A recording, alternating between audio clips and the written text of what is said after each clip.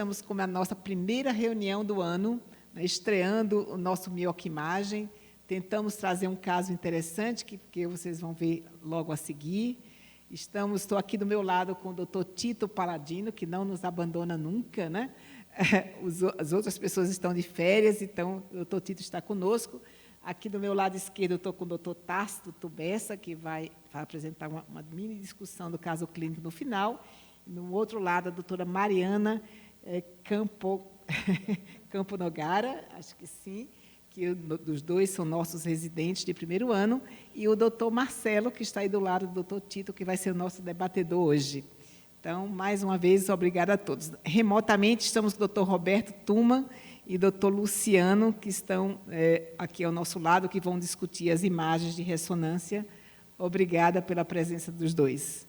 Então, vamos iniciar a apresentação. Quer fazer boas-vindas, doutor Tito? Bom dia a todos. Prazer estar aqui de novo. Bom dia. Queria muito agradecer mais uma vez o convite. Nossa presença aqui obrigatória na Mioquimagem. E acho que o caso de hoje vai ser sensacional, viu? Esperamos que o pessoal da ressonância também goste do nosso caso clínico. Quem está recebendo as pessoas? Acho que sim. Bom, então vamos iniciar a nossa apresentação. A doutora Mariana vai nos apresentar o caso clínico, que nós vamos interrompendo ao longo do tempo para a discussão. Por favor, doutora Mariana.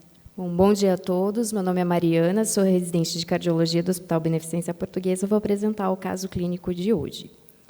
Bom, o caso clínico é de uma paciente de sexo feminino, de 66 anos, aposentada, procedente de São Paulo. A paciente foi encaminhada ao ambulatório do Dante com um relato de dispneia aos mínimos esforços e ortopneia há cerca de um mês, além de episódios esporádicos de palpitações. Ela também relata idas frequentes ao pronto atendimento desde janeiro daquele mesmo ano, com queixas inespecíficas, formigamento em braços, pernas e astenia. Também tem um relato de arritmia, não soube especificar. De antecedentes, essa paciente é ex-tabagista, com uma carga tabágica importante. De história familiar, nada digno de nota ao interrogatório. E ela já chegou usando as medicações. Ela usava Celozoc, 12,5 mg dia, Lasix, 20 mg dia, e Losartana, 12,5 mg dia. Ao exame físico, a paciente apresentava uma pressão de 130/90, um ritmo cardíaco irregular e um sopro sistólico regurgitativo em foco mitral de 2 cruzes em 6. Tinha um murmúrio vesicular reduzido, porém sem estetores, e sem demais achados ao restante do exame físico. Vamos interromper um pouquinho aqui, doutor Marcelo, nosso debatedor. Você teria alguma ideia diagnóstica com esses achados e esses antecedentes, doutor Marcelo? Pode falar? Coloca de novo no slide. Oi? Voltar o slide, por favor. Já voltei. Então, é um paciente que evolui com dispneia aos mínimos esforços, ortopneia há um mês, né, associado a palpitações. Ela tem alguns fatores de risco para doença cardiovascular, é ex-tabagista, né, então a gente tem que começar a pensar já num quadro de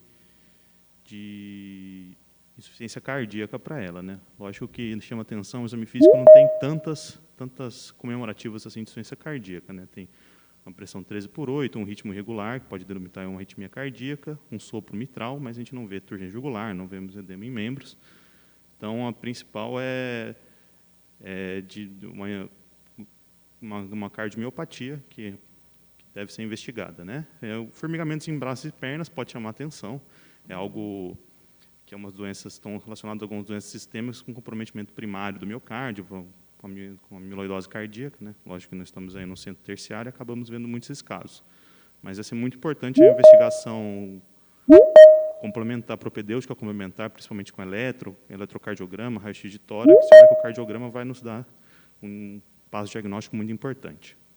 Perfeito, doutor Marcelo. Então, a gente começa a valorizar coisas que no passado a gente não valorizava, né? Essa parestesia em pernas e mãos, a gente podia já pensar num quadro de um acometimento do sistema nervoso periférico, talvez uma amiloidose. Então, vamos em frente, doutora Mariana. A paciente chega ao ambulatório e já traz esse eletro. Nesse eletro, a gente observa que a paciente está num ritmo de fibrilação atrial, com uma frequência cardíaca mais elevada, e a gente nota alterações da repolarização. A gente nota uma inversão de onda T na parede inferior e essa inversão de onda T também na parede apical. Perfeito. Esse eletro não sugere muito amiloidose, não acha, Tito? O eletro não tem a baixa voltagem, que é a característica que a gente mais procura no eletro.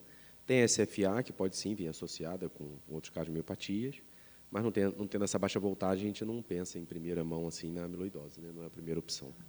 Essa inversão de T, né, bem significativa aqui pela sobrecarga ventricular esquerda, não é muito sugestiva, mas não dá para afastar definitivamente. Se a gente tivesse visto um HVE bem mais importante, eu acho que seria mais possível a gente afastar essa hipótese, mas pelo menos o eletro não é muito sugestivo.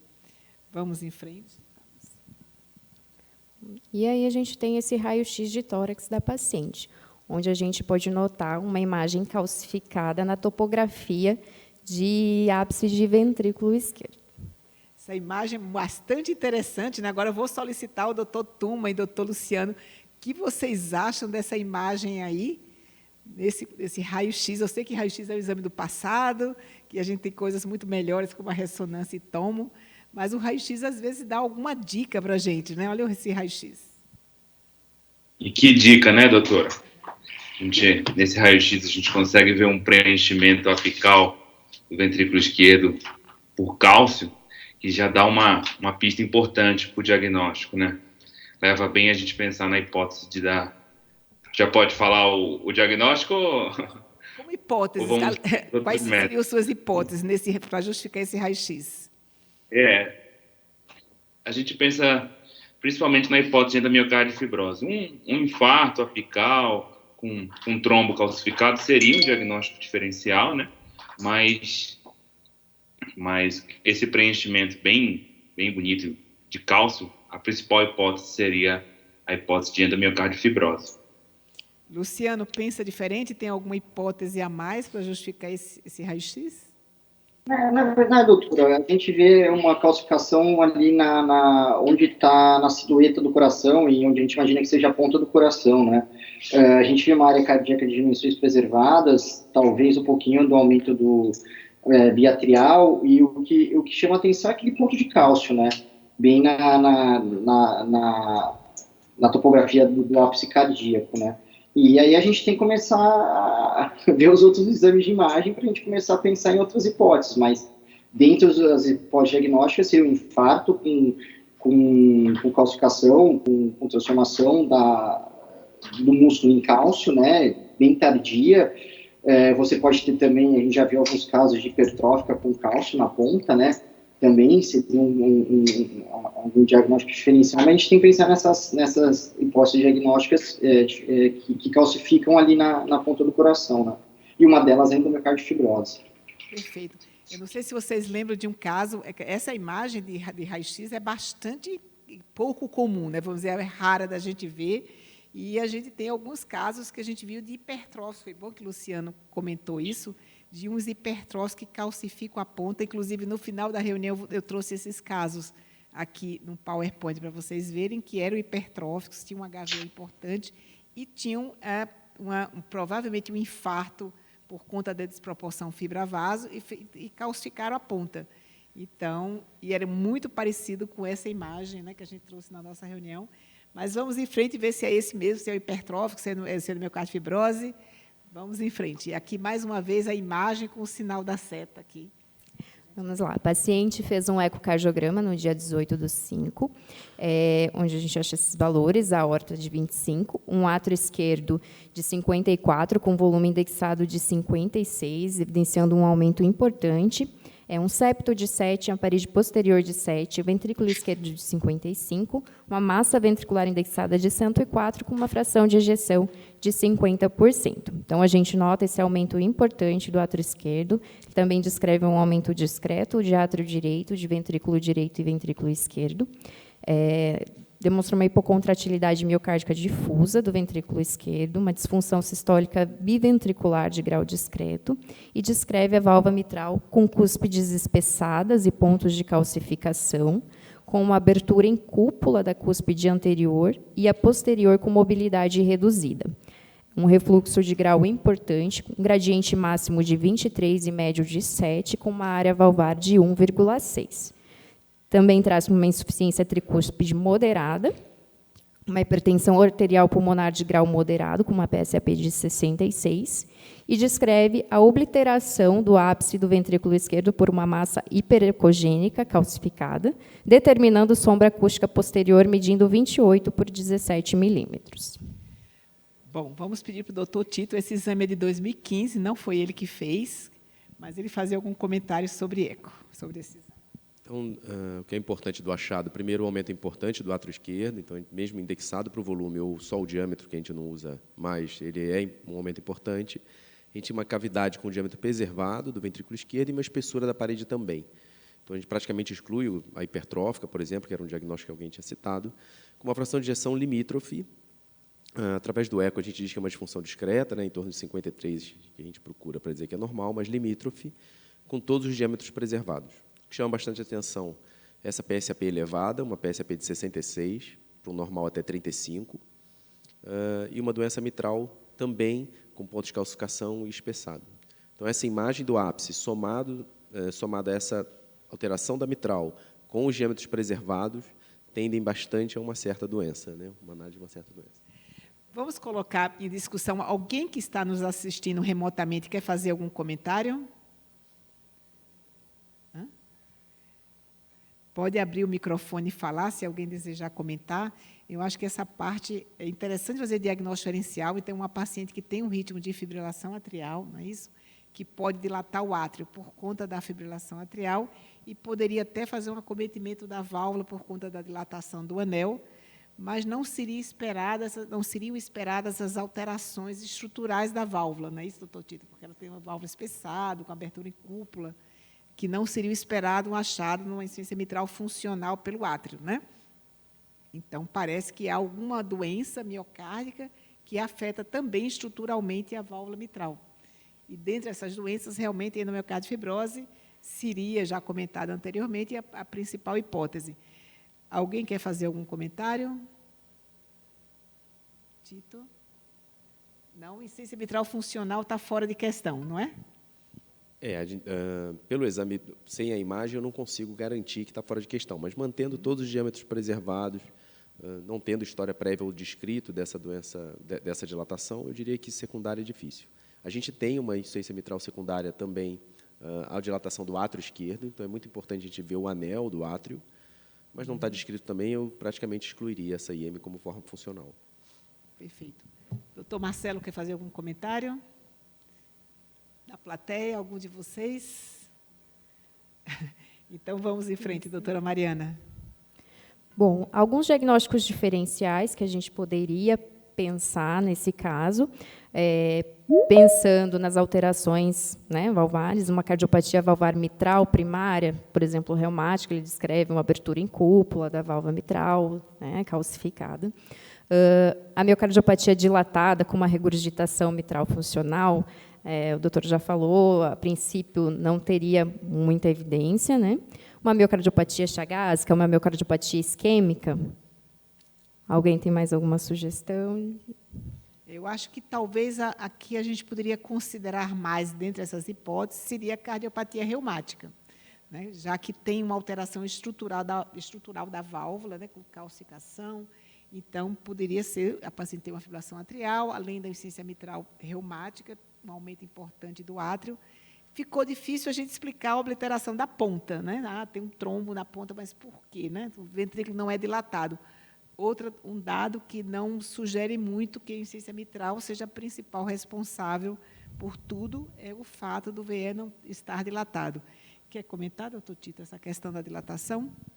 Então, doença reumática basicamente marcada por uma abertura em cúpula do folheto anterior e posterior fixo. Fixo, às vezes, ele tem uma discreta mobilidade, mas você, olhando com uma certa experiência, consegue fazer o diagnóstico até de forma fácil. Pode vir associado, pode ser uma dupla lesão, né, tanto insuficiência quanto estenose, mas, de novo, não explica essa lesão no ápice. Então, a gente tende a procurar só uma doença no geral, mas ela pode, sim, ter eventos de febre reumática, quando mais nova, e, com o tempo, ter aparecido com uma outra doença, e se somaram no final do diagnóstico, né? Perfeito. Por favor, doutora Mariana, continue. Bom, a gente deu seguimento na investigação dessa paciente, ela foi internada, foi otimizado o tratamento clínico, ela evoluiu assintomática. Foi solicitado um cateterismo no dia 19, mostrou discretas irregularidades parietais, um ventrículo esquerdo com volume diastólico final aumentado, uma hipocinesia difusa discreta e uma acinesia apical. A válvula mitral com um refluxo moderado e, novamente, uma imagem calcificada obliterando o ápice do ventrículo esquerdo. É claro que essa paciente precisa ter um diagnóstico firmado antes do tratamento cirúrgico, mas está muito claro que essa paciente tem insuficiência cardíaca relativamente grave e que ela tem uma insuficiência mitral significativa com alterações estruturais, né? Quem gostaria de comentar sobre indicação de tratamento cirúrgico nesse ponto? Doutor Natan, quer fazer algum comentário? Quem pensaria em indicar a cirurgia? Doutora Vanessa. Teria que ir até o microfone. A insuficiência mitral é considerada grave nesse momento. Doutor Ioná? Acabou de chegar aqui. Ok, então, a hipótese inicial, é claro que nós vamos ver os exames, seria de uma endomiocardite fibrose, um acometimento reumático mitral, já estamos com uma pressão pulmonar muito elevada, uma pressão elevada, então, acho que essa paciente deveria realmente ser cogitada o tratamento cirúrgico. Mas vamos, a ideia, eu quero que você discuta aqui se o primeiro eco atual ou a ressonância prévia à cirurgia, doutor Tito. O que você acha? Você quer apresentar primeiro o seu eco, o eco pós-operatório? Então, vamos inverter a ordem, doutor Tito vai apresentar o eco primeiro, depois a ressonância como exame final. Lembrando só que a ressonância foi feita antes da cirurgia e o Tito vai comentar o eco pós-operatório, o eco feito essa semana.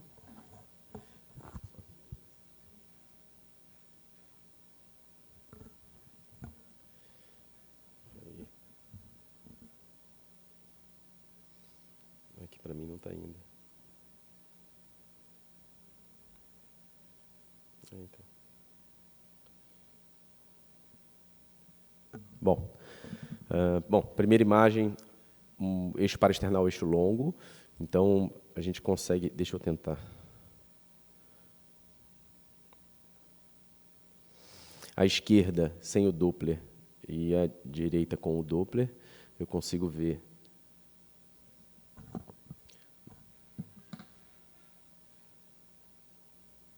Peraí que ele vai botar, doutora. Perfeito.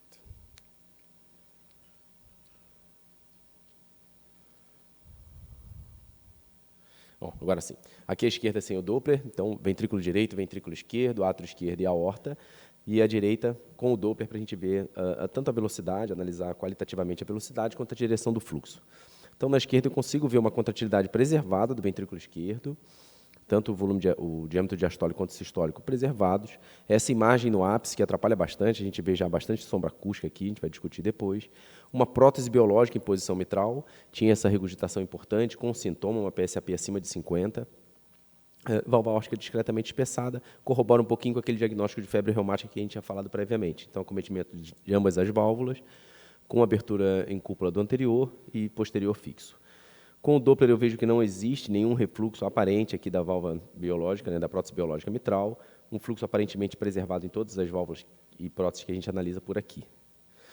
Seguindo, eu faço uma avaliação apical, então eu tenho o ventrículo direito aqui à esquerda, dá para ver que tem uma função preservada. Então, a FAC foi calculada em 38%, lembrando que o normal acima de 35%. O átrio direito ele tem um aumento discreto, mas a gente tem um aumento importante do átrio esquerdo e o ventrículo esquerdo dentro da normalidade. A fração de ejeção aqui, pós-operatório, deu de 57% do ventrículo esquerdo. Gradiente máximo de 12%, então, tudo bem esperado no pós-operatório. E essa imagem no ápice que começa a aparecer aqui um pouquinho melhor, mas como a janela tem um pouquinho de dificuldade e o cálcio ele tende a atrapalhar, é uma barreira para o som, a gente vai buscar outras projeções para explicar direitinho como acontece. Aqui é um subcostal, eu já vejo aquela imagem apical aqui, uma enorme sombra acústica aqui embaixo, mostrando que a gente tem calcificação nessa área, além de uma provável fibrose também, obliterando esse ápice. Seguindo a análise do eixo curto, então aqui uma posição mais basal, com a prótese biológica em posição mitral aqui, a gente consegue ver bem os folhetos com a mobilidade preservada sem nenhum espessamento. Eu vejo no terço médio do ventrículo esquerdo contratilidade preservada, mas um acometimento nessa parede mais septal, provavelmente aquele acometimento dentro do miocárdio fibrose que segue o folheto posterior da mitral até a válvula, mas a gente consegue ver aqui já esse espessamento com um pouco de calcificação, e o ápice com alteração da contratilidade já local, e o depósito aqui obliterando o ápice do ventrículo esquerdo.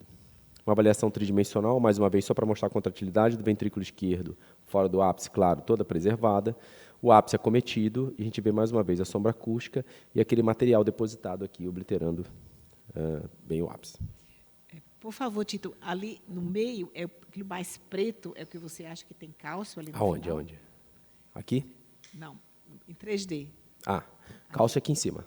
Isso aí, está mais escuro. Tá, onde faz sombra. Isso, onde faz sombra.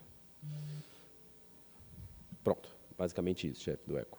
Então, fração de ejeção preservada, um aumento dos átrios, o diâmetro não é aumentado, uma fração de ejeção de 56% e 57%, e essa obliteração do ápice com uma imagem, né, calcificada e aparentemente outro depósito de fibrose ali no ápice. Perfeito. Você não teria dúvida em falar em miocárdio fibrose para esse paciente? A primeira hipótese seria no miocárdio fibrose. Vamos ver se tem algum double V-sign aí com o Luciano. Perfeito. Passe o próximo, por favor, Mariana. Vamos agora na sequência. Não, antes do diagnóstico, passar a ressonância. Tá. Então, chamamos agora nossos dois super especialistas, doutor Luciano e doutor Roberto. Por favor, nos mostrem a ressonância desse paciente. Incríveis as imagens do Dr. Tito, especialmente essa imagem em 3D no final, Puxa para nós. Ficou quase igual a ressonância, quase. Aqui, né, a gente começa a mostrar a ressonância, os cortes localizadores axiais, a gente já vê esse hipossinal, o ápex, que a gente já sabendo, pelo raio-x, já sabe que é cálcio. A gente já consegue ver até o jato da regurgitação mitral, desde o localizador no corte axial. Também vê a dilatação biatrial, importante.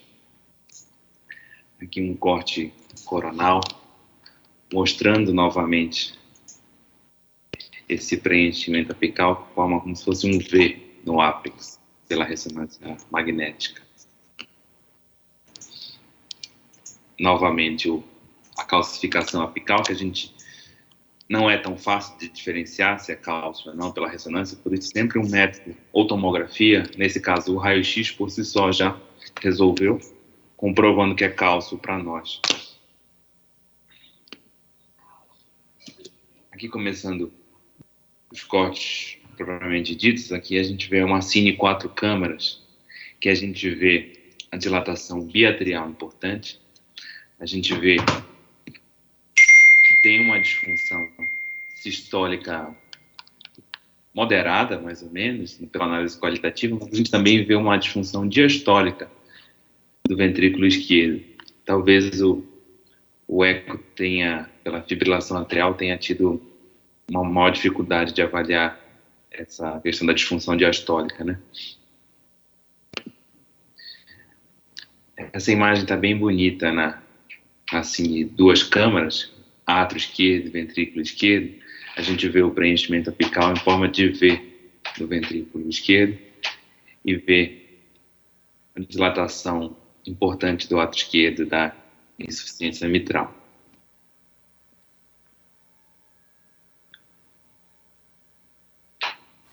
Vou mostrar aqui só essa cine varredura do 4 câmaras.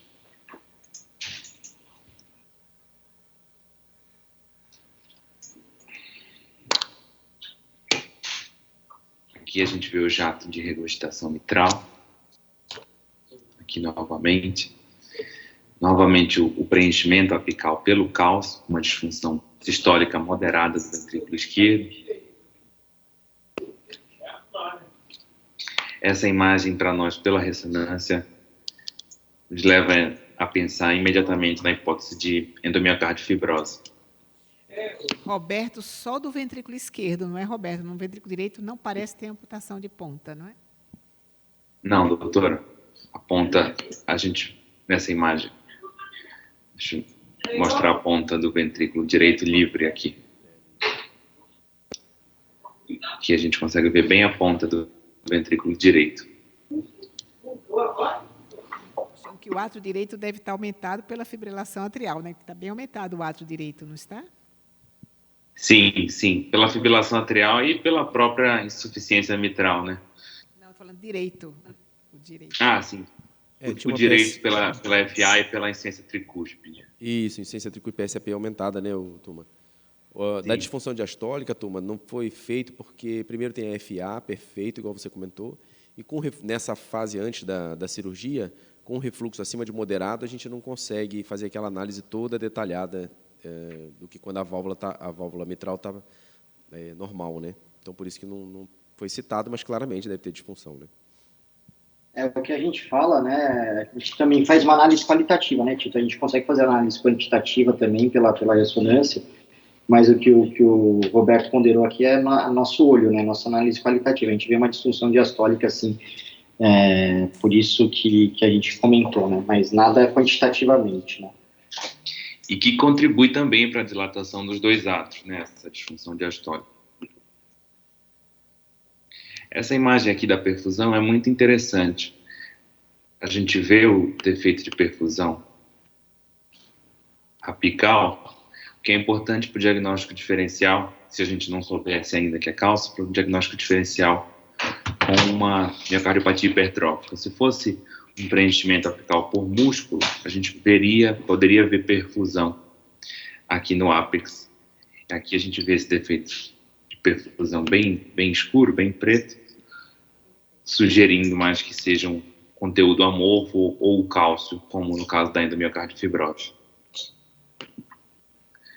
As imagens do realce tardio não ficaram de qualidade tão boa, o paciente deve ter cansado, não conseguido fazer a apneia até o final.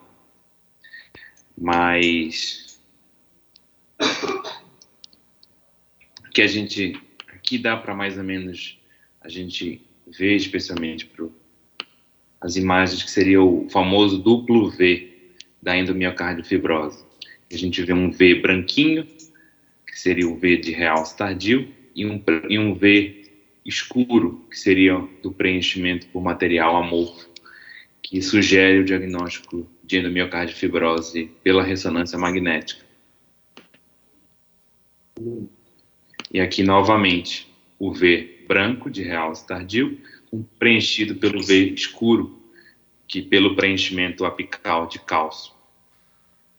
Nossa, essa imagem está bem típica, né, Roberto? Sim, sim.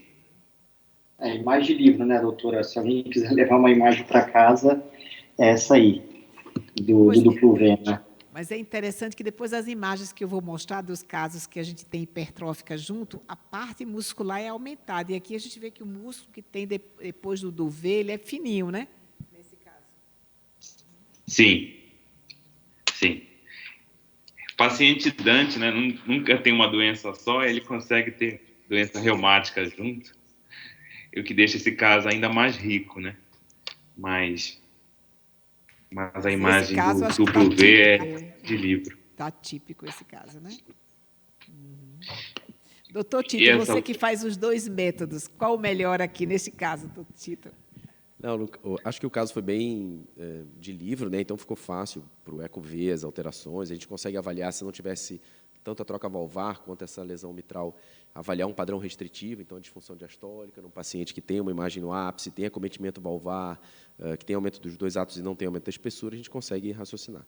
Agora, em vários casos, como esses que a gente tem aqui no Dante e os outros, né, que a gente apresentou aqui, a ressonância é crucial, principalmente para essa diferença que o Tuma falou, entre onde começa essa substância amorfa, né, diferente, aonde começa o músculo, a quantidade de massa muscular que tem no ápice, porque, de novo, se tiver calcificado ou tiver uma janela ruim no ápice, o som não consegue ver, então a ressonância leva uma vantagem nisso aí.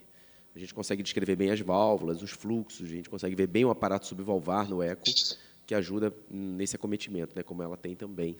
Então, um caso bem de livro mesmo, bem clássico. Só lembrar, né, Tito, que acho que um diagnóstico, na verdade, um que ajuda também no diagnóstico, e a gente já fez alguns diagnósticos de endomiocárdio fibrose pela tomografia, né, onde é um super aliado, né, onde você consegue ver o cálcio, e a gente, quando a gente não tinha ressonância no dente, né, acho que até a doutora Edileide lembra, a gente fez um diagnóstico de uma endomiocárdio fibrose biventricular pela tomografia, onde a gente usou um protocolo de dupla energia e você conseguia diferenciar o músculo, conseguia diferenciar o realce tardio pela tomografia e conseguia diferenciar o cálcio, né? Então a tomografia também pode ser um grande aliado aí. Sempre que você tiver suspeita de endomiocárdio fibrose, eu sempre peço para fazer uma tomografia associada para poder ajudar na complementação das imagens, né? E nesse caso ia ficar bem legal, não é, Luciano, se a gente tivesse a tomografia para mostrar esse cálcio na ponta, não é? Ficar muito legal, ia ficar muito bem diagnóstico, assim, bem descrito. O caso ia ficar bem descrito. Perfeito. Vamos continuar, doutora Mariana? Bom, no dia 27/5, então, a paciente foi submetida à troca valvar mitral para uma prótese biológica. Também foi feita a aplicatura do átrio esquerdo, exclusão da auriculeta e mais uma plastia de tricúspide.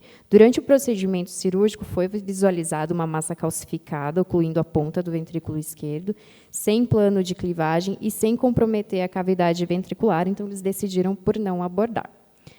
E aí o anátomo patológico veio com uma valvopatia mitral mista, cicatricial e degenerativa, compatível com o envolvimento valvular da endomiocardiofibrose. Essa paciente, na enfermaria no pós-operatório, ela acabou evoluindo com um quadro de insuficiência cardíaca, foi repetido um ecocardiograma no dia 8, que mostrou uma imagem sugestiva de trombose da prótese e foi optado por manter anticoagulação e acompanhamento com eco. Teve uma boa evolução, porém essa paciente perdeu um segmento no dente de novembro de 2015 a 2018 e acabou retornando numa classe funcional 2, e assim ela vem se mantendo. Só um ecocardiograma que ela fez logo no pós-operatório, logo que ela retornou no ambulatório, 2019. Nesse eco já mostrava um átrio esquerdo diminuído em comparação ao anterior. No prévio, a cirurgia mostrava uma dilatação importante com volume indexado de 54. Esse eco veio com volume indexado de 39. Prótese normofuncionante, a válvula tricúspide com aspecto de plastia e ainda demonstrando essa obliteração no ápice do ventrículo esquerdo, mantendo o mesmo, praticamente o mesmo tamanho. Acho que o resultado cirúrgico foi muito bom. E não foi colocado aqui a pressão de artéria pulmonar. Você mediu dessa última vez? Agora, nesse último eco, era de 42. Então, continuava elevada, mas uma queda significativa em relação à outra, com uma função do ventrículo esquerdo preservada, então é mais fidedigna essa avaliação. Então, acho que a gente pode dizer que foi um resultado cirúrgico excelente, né? A paciente está funcionalmente, estruturalmente, o seu coração muito bem, apesar de no dia do eco ela estava se queixando de dispneia, acho que por conta de falta de condicionamento físico. Nós examinamos a paciente, não tinha nenhum sinal de hipervolemia, tinha uma veia cava bem pequenininha, colabando muito bem. Então, acho que realmente o resultado cirúrgico foi muito bom. E a gente observa muito isso nos pacientes com endomiocárdio fibrose. Quando eles têm um acometimento valvar maior, o resultado cirúrgico é melhor do que quando só é feita a ressecção endocárdica, que nesse caso, inclusive, não foi feito, né? Foi mexido apenas na válvula mesmo. Ok. Algum comentário, Luciano e Roberto, deste caso? Então, tivemos um... um caso... muito legal, típico do mioc-imagem, né? O anátomo patológico ficou bem documentado. Minha dúvida era sobre se na abordagem cirúrgica, se eles iriam ou não fazer uma abordagem da ponta do ventrículo esquerdo e optaram por mexer só na válvula mitral, né? Verdade, porque normalmente a gente cogita fazer a ressecção endocárdica para tirar essa massa de fibrose, que isso não foi feito, e o paciente evoluiu muito bem, apesar disso não ter sido dessa conduta, de não intervir nessa ressecção endocárdica, só foi feita a abordagem da válvula, e deu certo, né? E funcionou. Agora, a paciente foi operada quando, Mariana? Foi em 2015. 15. Nós temos agora um pós-operatório já de 6 anos, né? quase 2, de 7, e que a paciente está muito bem, apesar disso, de não ter sido feita a abordagem da doença básica dela, e sim da valvopatia mitral. Muito bem, doutor Tácito agora vai nos fazer um resumo sobre atualização sobre endomiocárdio e fibrose. Obrigada, doutora Mariana. Eu falei que a doutora Mariana era R1, eu peço desculpas, ela é R2, né, da Beneficência Portuguesa. Okay. Boa tarde a todos. Bom, só para a gente reforçar, então, um pouquinho mais do que já foi amplamente discutido aqui sobre o caso e o diagnóstico da paciente, eu vou discorrer um pouquinho sobre a endomiocardiofibrose. Tá? É interessante falar que a endomiocardiofibrose é classificada dentro das cardiomiopatias restritivas, aquela que é a mais prevalente no mundo, sendo principalmente mais comum nos países subtropicais, né, do trópico África, Índia e América do Sul. Fora dos trópicos, a América do Norte, Europa, a amiloidose ainda é a doença mais prevalente, mas quando a gente vê o acometimento global, principalmente na África, onde a endomiocardiofibrose é responsável por cerca de 25% dos óbitos por insuficiência cardíaca. É uma doença que acomete principalmente mulheres jovens, né? E ela é caracterizada, assim como a gente viu na evolução do caso e na discussão, pelo acometimento com deposição de tecido fibroso no endomiocárdio, do ápice e da via de entrada de um ou de ambos os ventrículos, com o acometimento também do aparato subvalvar, acometendo musculatura papilar e as cordas tendíneas, levando assim a uma disfunção da válvula atrioventricular do ventrículo acometido. Esse caso que a gente viu tinha um acometimento exclusivo de ventrículo esquerdo, mas o mais comum é a gente ver um acometimento biventricular, com um relato de cerca de 50% dos casos descritos com acometimento biventricular. Exclusivo de ventrículo esquerdo, um acometimento de cerca de 32%, e mais raro, um acometimento exclusivo de ventrículo direito, cerca de 17% dos casos descritos na literatura, sendo que a gente tem alguns desses casos aqui no nosso serviço. Bom, a etiologia da endomiocardiofibrose ainda é uma etiologia desconhecida. São levantadas algumas suspeitas e hipóteses, mas ainda não há nenhuma confirmada, né? É discutido sobre a associação com infestação parasitária, até também discutido sobre alterações geoquímicas do solo, visto que ela é mais comum em países de clima quente do que em países de clima temperado. Discorre também sobre a associação com alimentação, uma alimentação pobre em proteínas e com a ingesta aumentada de carboidratos, e a hipótese que é mais aceita, que é uma hipótese de associação com eosinofilia, porém também não há uma confirmação. Nos resultados de amostras cirúrgicas, quando é feita a ressecção do tecido fibrótico, a gente observa que há um aumento na relação entre o colágeno tipo 1 e o colágeno tipo 3 no miocárdio, e também um aumento nos vasos linfáticos cardíacos.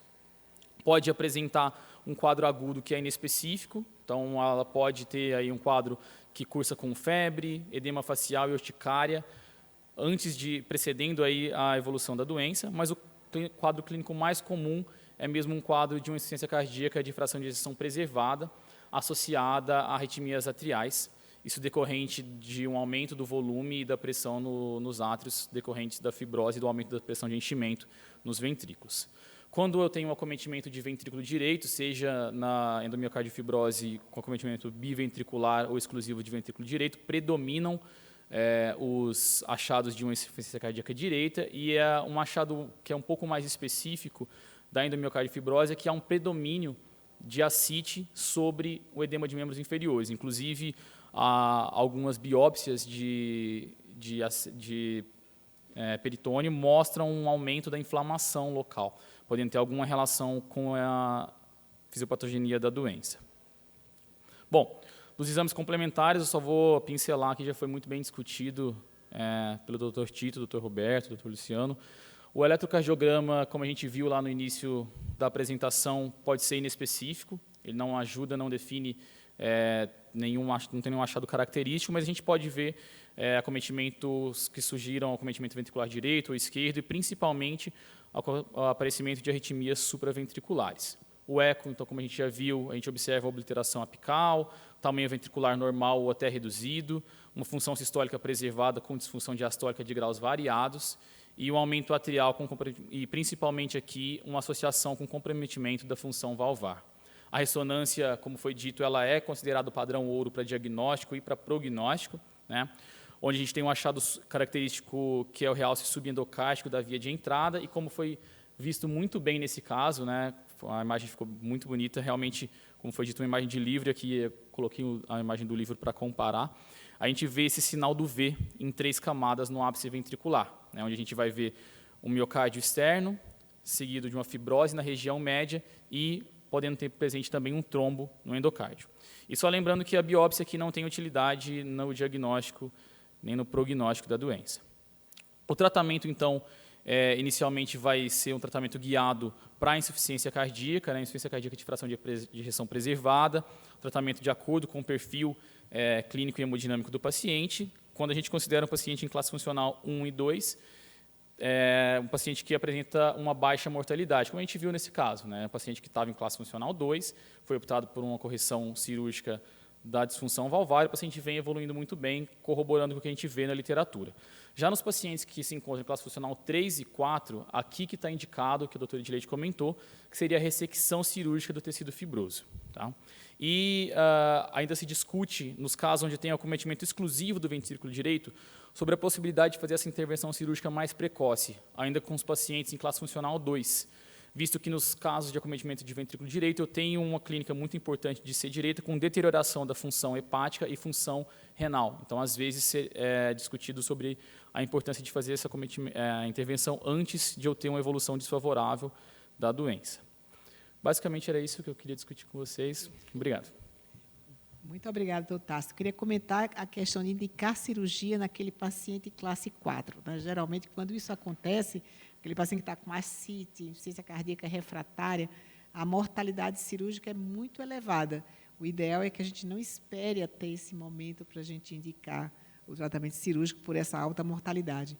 A segunda coisa que eu gostaria de comentar é o fato daqui no Brasil a gente está tendo muito poucos casos de endomiocárdio fibrose.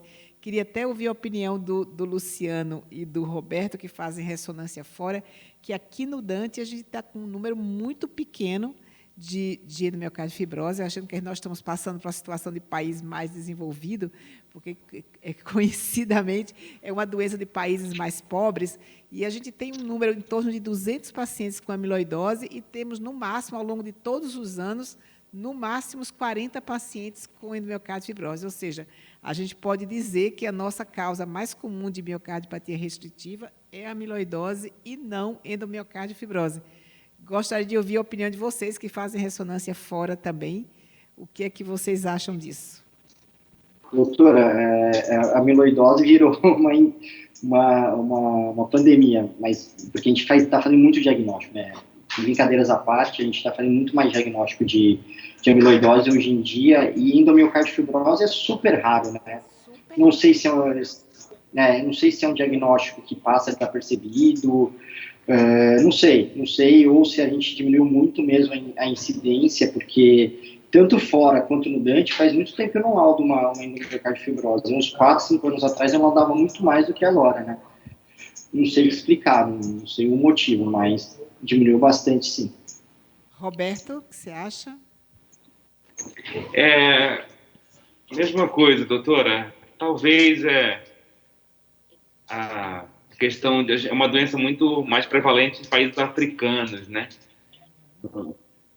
Mas com essa miscigenação toda que a gente tem, parece que vem diminuindo bastante a prevalência no Brasil. A gente pega poucos casos e a gente perdeu assim alguns colegas cardiologistas, eu percebo que ainda carrega esse estigma de uma doença a países africanos. E a gente já perdeu isso. Às vezes vem pessoas sem qualquer descendência. Eu acho que essa é uma característica da miscigenação brasileira, né?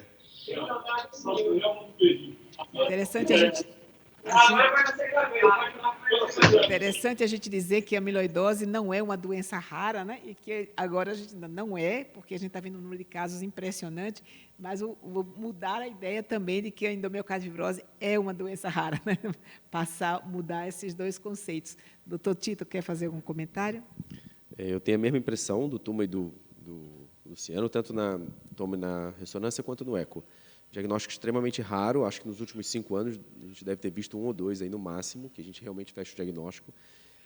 Enquanto a amiloidose, principalmente depois do implante da TAV, né, que a gente começou a estudar em alguns idosos, a gente começou a fazer muito mais diagnóstico ou correr atrás, né? Então, talvez, ou quase com certeza, a doença já existia nessa população, e aí se estendeu para outros também que a gente não pesquisava, ou porque a mortalidade era um pouco mais tardia, a gente associava a algum outro fator. Mas a amiloidose é um quadro até certo ponto comum, né? Semanalmente a gente tem alguma desconfiança, aqui no JAR Time a gente apresenta vários casos que tem essa suspeita, é incomparável, né? A amiloidose, 10-1 aí na endomiocardiofibrose.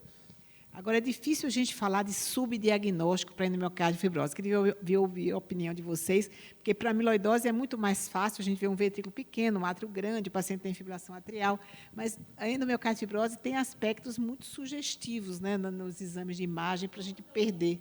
Pode, sim, claro, doutora Ioná, por favor.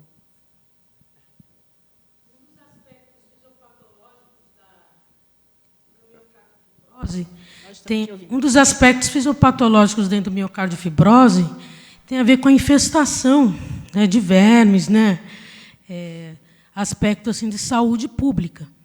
E a gente tem visto também que a febre reumática tem diminuído. O que a gente tem nos nossos ambulatórios é sequela de pacientes que já tiveram. É muito difícil, hoje em dia, você ver uma febre reumática aguda. Por quê? Porque houve a melhora dos aspectos de saúde pública. Eu acredito que essa questão da endomiocardiofibrose, menos do que genética, tem mais a ver com essas questões da melhora da vacinação, saúde pública, etc. E, com relação à amiloidose, por que nós estamos fazendo mais diagnóstico? Primeiro, pelo melhor conhecimento da fisiopatologia da doença, e, segundo, pelas melhores ferramentas diagnósticas, o desenvolvimento da genética, RT-PCR, o genoma. Então, eu acho que existem essas duas correlações. A melhora das condições de vida da pessoa, das pessoas em geral, e no Brasil isso é inequívoco, como isso melhorou nos últimos 50 anos, apesar do retorno de algumas doenças que eram endêmicas, que estão retornando agora, como a febre amarela, mas em outras, as melhores das condições de vida diminuíram muito a nossa incidência, e o que a gente vê hoje são mais as sequelas de 30, 40 anos atrás. Mais do que a genética, talvez o componente ambiental nessa manifestação. Perfeito. Eu não sei, Ioná, se no Brasil inteiro essa é a mesma realidade. Conversando com a Vera Saleme, que é a nossa especialista em endomiocardiofibrose aqui no Brasil, ela também está tendo essa visão de que aqui em São Paulo o número de endomiocardiofibrose está muito baixo. Mas o que eu tenho sabido é que febre reumática não baixou em alguns locais do país, né, no Nordeste e tudo mais, ainda tem muita febre reumática. Então, talvez sejam realidades diferentes dentro do mesmo país. Lembrando que tem essa associação com as verminoses, né, como a Ana comentou, mas com outras infecções também, né, que talvez isso ainda tenha mantido um certo grau de incidência. Essa hipereosinofilia que a gente encontrava não é sempre uma relação 100%, mas também acontece, né, nos casos de endomiocardiofibrose. E a amiloidose, eu concordo 100%, acho que aumentou muito o número de exames que você pode fazer e aumentar a chance de você fazer o diagnóstico. E o principal, que é a pesquisa, né? Se você não olha e não vê, não acha que a gente nunca ia continuar essa pesquisa da doença. Então, isso fez aumentar muito o número de diagnósticos. Está em alerta, né? Muito, qualquer espessura acima de 12, 13, que tem alguma história clínica. Não achar que é hipertensão sempre. Alguém que está nos assistindo quer fazer algum comentário? Por favor, fique à vontade. Pode abrir o microfone. A qualquer momento. Doutor Tássio, você mostra os últimos slides para mim, por favor? Enquanto a gente espera que alguém comente, eu trouxe aqui os casos que a gente tem observado uma associação, que é o meu modo de ver, de hipertrófica com calcificação na ponta. Por favor, doutora, esse é o primeiro caso. Veja uma ponta bem espessa e algo preto, que depois eu quero que o Luciano e o Roberto comentem, que tem calcificação nesse párcio próximo, quando a gente faz atomo, esse já é o segundo caso. Esse é o segundo caso. Observem a espessura da ponta, como é diferente desse caso, mas também com calcificação na ponta. Próximo. Aqui um atomo mostrando o grau de calcificação nesse paciente. Próximo, um outro. Todos esses a gente achou que eram hipertróficos apenas. Passe o próximo. Mais um. Acho que esse foi o caso que a gente trouxe num fórum passado. Acho que é esse mesmo, né? E vejo a calcificação e tem um marca-passo. Uhum. Quer comentar, turma? Foi o Luciano que falou, né? Luciano, você comentou esse caso aqui, né? Olha a tomo com calcificação. Só queria ver a ressonância dele também ou não? É dele também.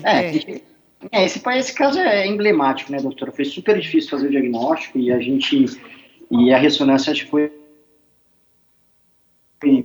porque você vê um aumento da espessura e essa espessura aumentada ali na ponta, quando você perfunde, você vê que é músculo, né? Se fosse material amorfo, você não perfundiria. Então você vê que é músculo com a calcificação. Esse pontinho preto ali na ponta é cálcio, né? Que corrobora com a tomografia, que pode passar para a tomografia, por favor. E a tomografia que a gente vê que era cálcio, né? A hipótese diagnóstica foi o que a doutora falou, pela disfunção aí de microcirculação, pode ter tido microinfartos, e calcificou dessa forma, né? Na miocardiopatia hipertrófica, mas isso é uma miocardiopatia hipertrófica com cálcio no ápice, no ápex. Volta ao anterior, tá? Se você mostrar o tamanho do átrio, veja a diferença desse caso, né? Vamos só comentar este caso com o caso atual. O tamanho dos átrios bem diferente, né? A gente vê o tamanho dos átrios de hoje bem maiores, né? E o tamanho da espessura de parede na ponta bem diferente também, né? Também tem o cálcio, mas tem uma parede mais espessa. Concorda? E que é músculo, doutora, né? Ela não é espessada por um material amorfo, né? Ela é espessada por músculo, né? Perfeito. Temos mais 2 casos semelhantes, esse é o 5º caso. Olha, esse até tem um Vzinho ali na ponta ali do cálcio. Mas, mais uma vez, espessura. Querem comentar? Não, a gente vê aqui também o V na ponta e você vê, né? A espessura miocárdica aumentada ali na ponta também, né? É verdade, então, mas esse já tem um átrio esquerdo maior, né? Tem átrio esquerdo maior também. E a gente sabe também que essas miocardiopatias hipertróficas apicais podem evoluir também com disfunção diastólica, né? Perfeito. A gente vê bastante, né? Perfeito. E o último, e esse é o último também, esse não tem, tem um realce, tem um cálcio, mas não tem um aspecto tão típico de endomiocárdio fibrose nesse último caso, né? Que acham? Também acho que não, doutor, só que esse aqui é uma imagem, um diagnóstico, esse está bem difícil. Medicina não é fácil, né? Não, esse aí já não consigo falar muita coisa, mas se eu falar eu vou me complicar. Perfeito. Então, eu trouxe esses casos para mostrar que nem sempre toda calcificação de ponta é endomiocárdio fibrose, né? A gente pode ter na miocardiopatia hipertrófica também, né? Mas todos os nossos casos têm um aspecto sugestivo de hipertrófica que esse caso não tem. Imaginar associação de doenças eu acho menos provável, né? Não é tão raro assim, que seria uma coisa muito bem mais rara se houvesse uma associação de endomiocárdio fibrose, que já é uma doença rara, com a miocardiopatia hipertrófica. Então, realmente, eu acho que é um subgrupo de evolução diferente de hipertrófica que faz um infarto e que esse infarto calcifica, minha opinião.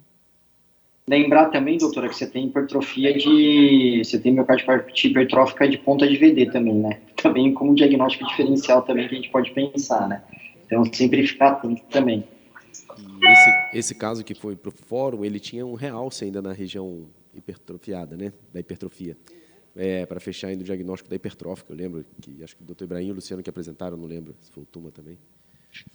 Eu fico até pensando, quero até colocar isso aqui em questão, se a gente não diagnosticava errado o endomiocárdio fibrose, talvez o número maior de casos, nesses de hipertróficas que faziam esse tipo de calcificação, se de repente a gente não poderia pensar que eles eram endomiocárdio fibrose, quando na realidade eram hipertróficas, com um trombo aí, com um infarto calcificado. Mas tem casos que realmente a gente não pensaria nunca hipertrófico, como o caso de hoje, né, que é bem típico de endomiocárdio fibrose. Comentários finais, por favor. Bom, primeiro agradecer mais uma vez a presença de todo mundo aqui no auditório, cada vez mais gente melhor. Agradecer o convite, mais um caso sensacional, acho uma doença, ela realmente é rara, A gente procura em algum livro, você raramente acha mais do que 3, 4 parágrafos sobre o assunto, então é difícil procurar, torna a reunião ainda mais importante. Parabéns pelas apresentações aí, o Tácito, colega de futebol aí, e até semana que vem. Perfeito. Doutor Marcelo, quer fazer algum comentário? Acho que é isso mesmo, né? Uma discussão muito rica, né? De alto nível e realmente uma doença rara, mas precisamos conhecer as doenças raras, senão nunca vamos fazer um diagnóstico, né? Então é muito importante também. Doutora Mariana? Só agradecer a oportunidade de estar aqui com vocês, compartilhando todo esse conhecimento, um caso bastante interessante, e muito obrigada. Bom, mais uma vez agradecer e só lembrando para a gente ver quanto a gente tem casos ricos aqui, né, que a gente pode e ter essa oportunidade de poder discutir com o pessoal da imagem, do eco. Então, é uma oportunidade muito, muito enriquecedora. Obrigado a todos. Também quero agradecer a todos. Nossa primeira reunião do ano. Excelente discussão. Obrigada, Luciana. Obrigada, Roberto. Obrigada, Tito. Obrigada a vocês. A discussão foi bastante interessante. Doutor Tácito, a apresentação. Doutora Mariana. E próxima semana temos mais um novo caso sensacional. Obrigada, doutor Marcelo, também, pelo seu debate. E até a próxima semana. Um bom dia a todos. Obrigado a todos. Parabéns. Tchau, tchau. Obrigado. Obrigada, vocês dois.